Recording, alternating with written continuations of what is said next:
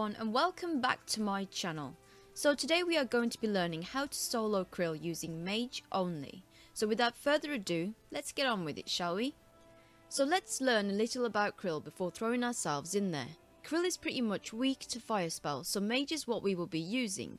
His combat level is 650 with 55k life points. He is also aggressive and he can poison you, and his special attack can hit up to 7k. Moving on to the requirements.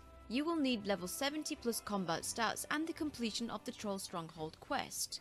You will also need either 60 plus strength or 60 plus agility to enter the God Wars 1 dungeon. You will also need level 70 constitution to enter Krill's encampment. So if this is your first time going to the God Wars 1 dungeon, you will need to bring your climbing boots and a rope. Here is a list of some useful items. So first up is the Stone of Jazz boost, which increases your damage by 5%.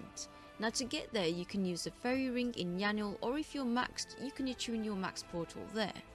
Next we have a vampirism aura for extra healing, or the penis aura, which allows the player to gain prayer points equal to 5% of any damage they receive. We also have a blood amulet of fury for the healing, as it would be extremely helpful if you are not using the attuned ecto method. Now this is a good one, the gold accumulator. This will collect all your coins for you so you don't have to move if you plan to AFK Krill. And another good one, the spring cleaner. This item can either break down certain drops into components that make it, or alchemize them for you. Now always make sure to bring an extra familiar pouch if you plan to stay the whole hour. And this one is awesome to have also, the enhanced Excalibur, which gives you free heals every 5 minutes. And finally, the ancient elven ritual shard, which restores 37.5% of the player's total prayer points over 30 seconds with a 5-minute cooldown. It's kind of like the enhanced Excalibur effect but for your prayer. Now moving on to the gear. As you can see, I've displayed two presets. One is without the attuned ecto and one is with. So for those of you who don't know what an attuned ecto is, it is created by using 100 ghostly essence on an ectoplasmator. So when you use it, it provides increased prayer experience from ghosts and also automatically scatters the demonic ashes for you, using 1 charge for each ghost killed and ash scattered. Now it comes with 1,000 charges when created, which can be recharged using more ghostly essence, giving 10 charges per essence. It can hold a maximum of 5,000 charges. So tier 70 weapon and armor would be your minimum recommended tier, although tier 90 would be a lot better for that extra damage and defense. I also highly recommend the auras, vampirism or penis, or you could just opt for a DPS boost aura instead if you're feeling confident. Now the reason I recommend these auras is because vamp will help if you are using with the attuned ecto method. Now if you're not using the ecto method, I would recommend the penis aura instead, along with the blood amulet of fury. Also, I've listed different tiers of gear and weapons you can use, so if you're new to PvM, you have a lot of options before splashing out too much GP. Now your main focus is to stay alive, which will increase your kills per hour. Once you've learned to do that, you can then input other things in, such as soul split and using tier 90, which will then increase your kills per hour further. So for the first preset is with full subjugation, a staff of light, a rune pouch for the fire spells, the attuned ecto and the demon horn necklace. Also equipped in my cape slot is my Tok Mage cape, and in my ring slot is the Luck of the Dwarves, for the increased chance of rare drops. Now the inventory is pretty simple.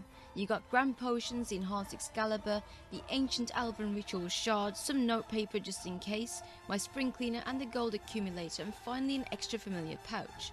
Now don't forget to bring a few super restores and anti-poison and plenty of food. Now the second preset, all that is different here is that I've swapped out the necklace and the ecto for the blood amulet of fury, and the illuminated god book for the stats. Now for the inventory change. On this one you will need 1 to 2 more prayer pots than usual, as you won't have the attuned ecto restoring your prayer points for you. So in the next part of this video, I will be showing you how to get there via the 2 ways. There will be a picture of the route from Berthorpe and a video of the route from Fremennik. Don't forget your rock climbing boots. So once you've arrived at the dungeon, climb down the rope.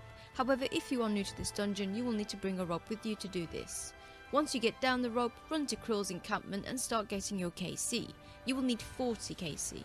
Bear in mind, this is not God Wars 2, you cannot go to bank once you have your KC, otherwise you will have to redo the whole KC again. Now once you got your 40 KC, you can enter the Krill's lobby safe area. Once you're in Krill's lobby, now you could choose to either buy an instance for 200k, which allows faster respawns and stops people from joining your instance. Or you can choose a free instance which has slower respawns. So I usually just dash to the southwest corner and pretty much just camp this spot.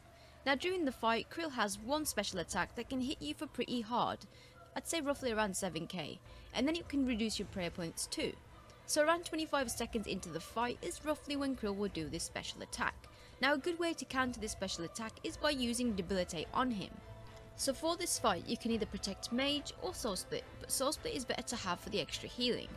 Also, there is an altar that allows you to restore your prayer points to full every 10 minutes. And if you right click the altar, you can also exit the instance from there and you will still keep a certain amount of KC if you need to log out. Now another method that has been brought to my attention is the fact that if you turn off your prayers, he is less likely to hit you with this special attack.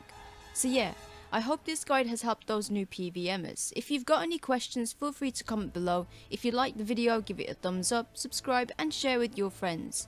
See you all in the next one. Peace out.